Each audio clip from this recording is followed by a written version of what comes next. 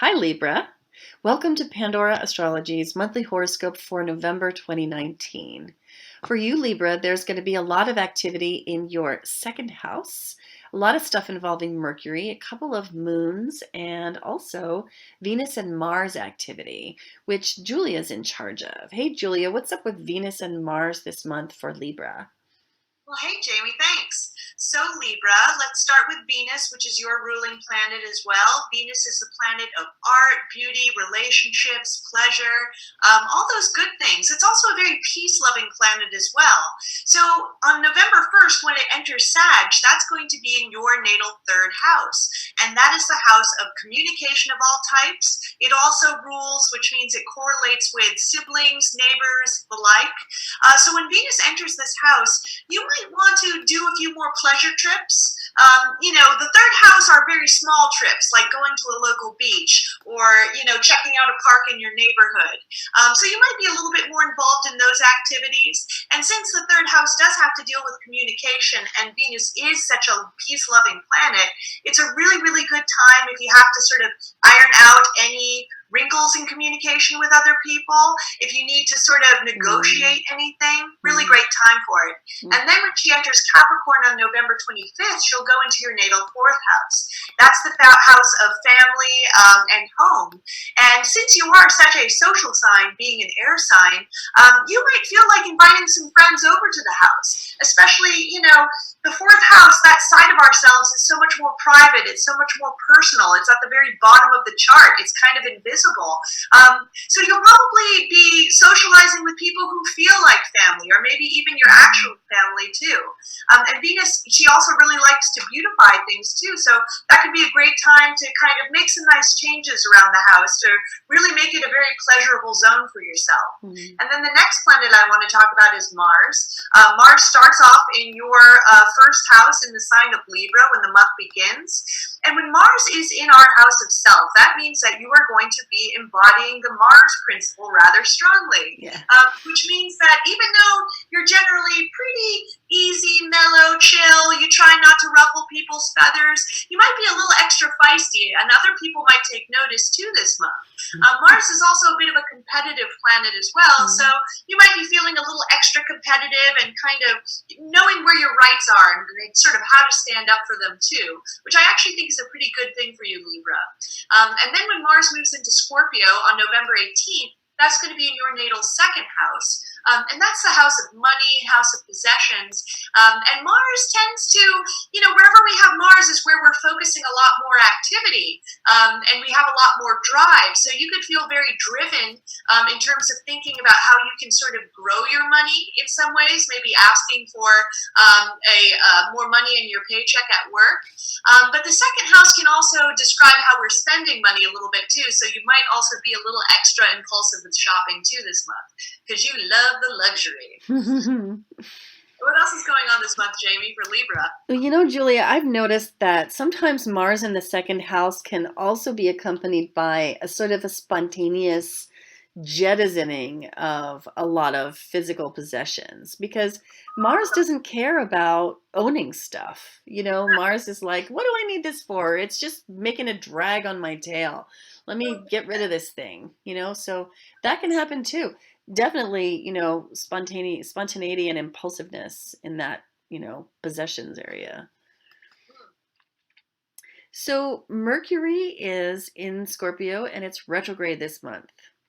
And that falls in your second house, as Julia was saying, of finances, of possessions, of safety and security. So these might be some topics that really come up during Mercury retrograde. And Mercury retrograde is a time when old stuff that had been buried comes to the surface, when, machinery breaks down in offices, when communications get snarled up, letters and messages get lost, things like that, that help things run smoothly in offices and between humans tend to go awry. In Scorpio, that can add a particular note of emotion.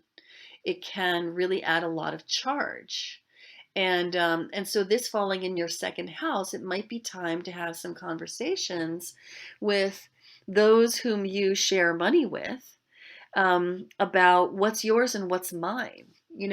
Incorporating some healthy boundaries into your financial situation.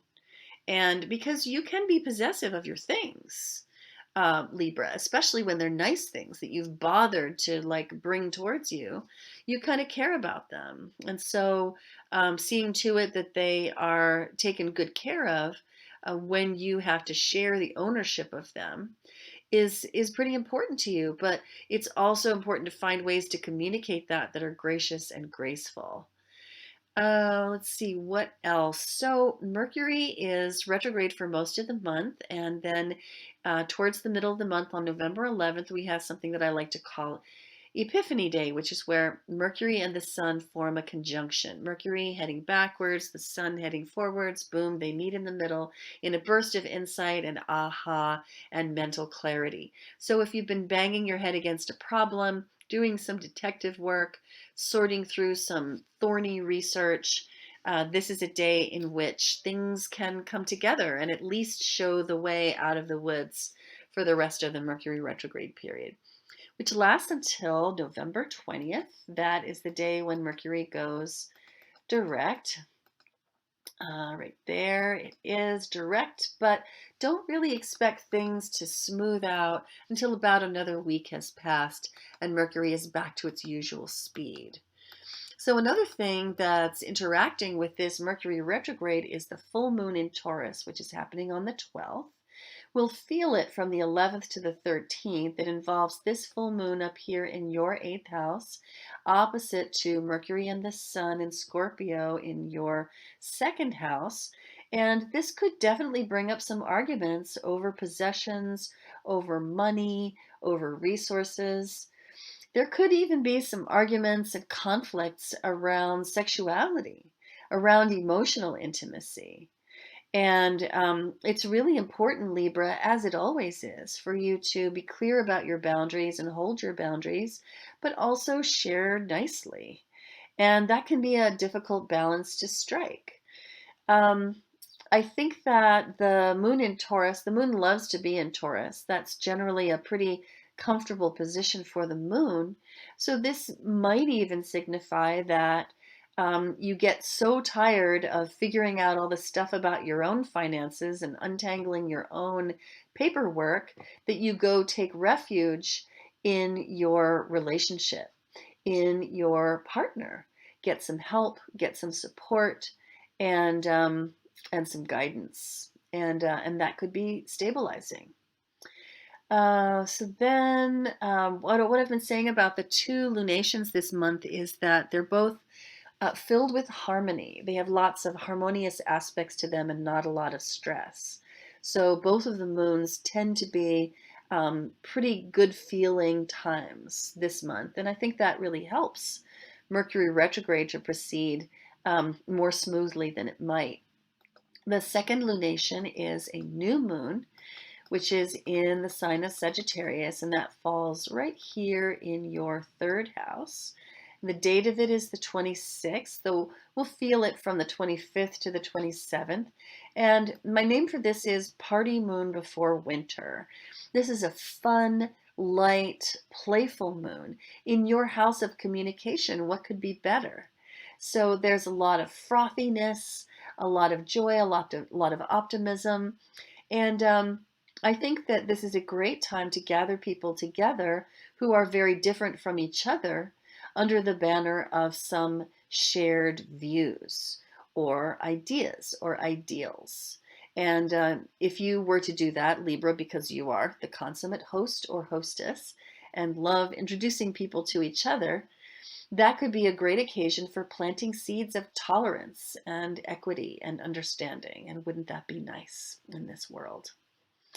If you were thinking about getting a reading and I were thinking about how this horoscope is going for you this month, I would say that a lot of these themes around communication and these themes around home and money are so spread out that really you couldn't do any better than to get that birthday reading you may have missed out on. It's always best, if you can, to get a birthday reading in the month before your birthday so that you can get a jump on it. But if you haven't gotten it yet, it's not too late. And this is the time when you can find out what's coming this year and get ready, with your catcher's mitt to catch all those influences and turn them in the direction that you want, because that's really what it's about, being in the driver's seat, right? Well, I think that's all the good stuff we have for you today, Libra. Thanks for watching. Be sure to visit our YouTube channel, Pandora Astrology on YouTube, where you will always find the news of the month organized into a playlist, and our horoscopes are there too, organized into playlists. And our horoscopes can also be found on pandoraastrology.com/horoscope. And we'll see you around the cosmos. Bye.